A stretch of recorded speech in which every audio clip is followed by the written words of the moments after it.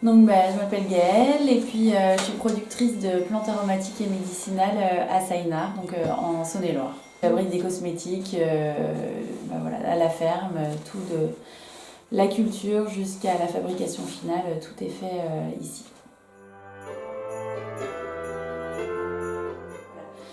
On a réuni une dizaine de producteurs pour à la fois faire ces emplettes pour le repas, les festivités de Noël, et puis en même temps faire des cadeaux vraiment qualité, locaux, faits franchement, je pense avec amour, avec tous les gens là que je connais. Voilà.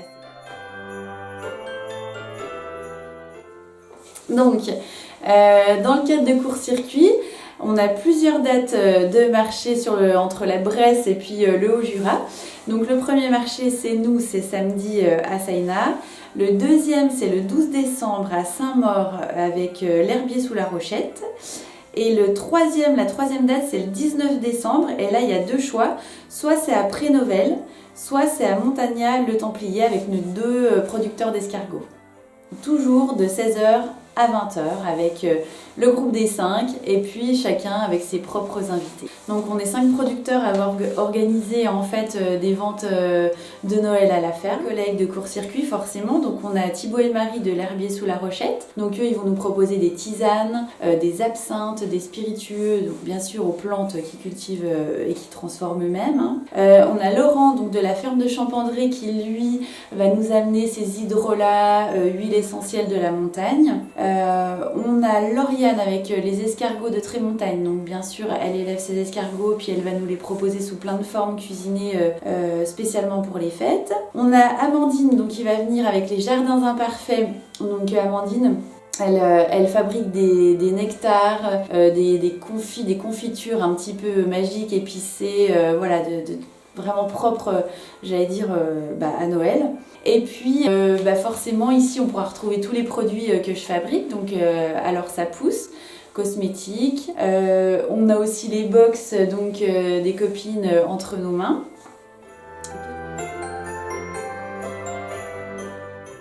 Donc j'ai Jean-Yves Toinard du village de Saïnard qui vient avec des miels, des pains d'épices, toutes ces douceurs de Noël.